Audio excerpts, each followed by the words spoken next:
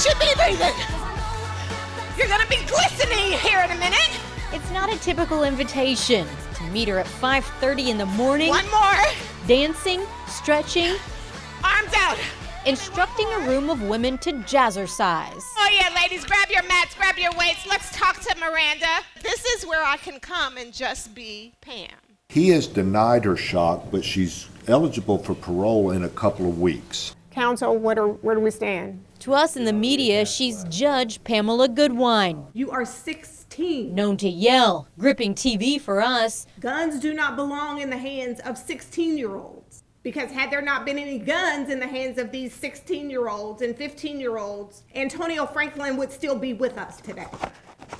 But the story of her life so far This was her. is gripping reality. Life doesn't always go as planned.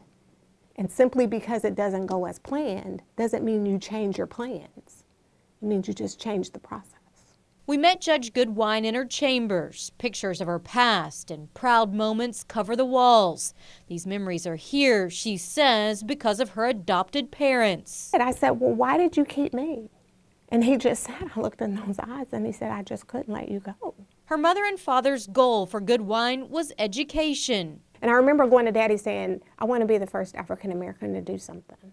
In her late teens, a tragic turn. Her father died of lung cancer and her mother shot and killed by her uncle. I am 19 years old, have now lost the two most important people in my entire life. She was in Lexington by then, had found a church home when her body stopped her from finishing school and starting her career.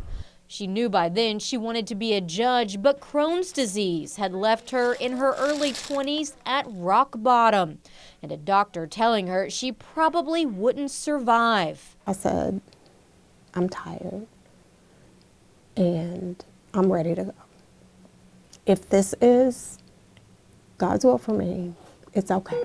At age 25, she survived a surgery and eventually had a complete ileostomy, a procedure to remove her colon. She was in a Lexington hospital for months. He said, if you are lucky enough to go home, it will be very unlikely that you will ever work again. And I looked at him, I was like, are you crazy? Years later, she'd prove her doctor wrong and become the first African-American female to be appointed to the bench at age 39. She tells her story not for pity, but for understanding. What she sees in front of her every day is nothing she can't handle.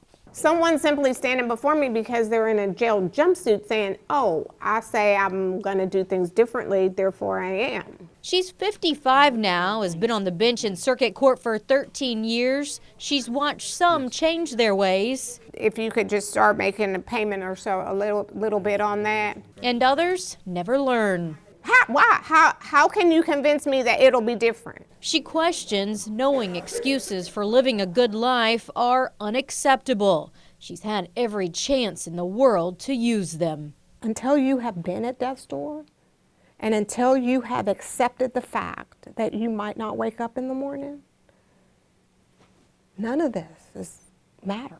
Not a case, not a bill, not a possession, not anything. In Lexington, Miranda Combs, WKYT.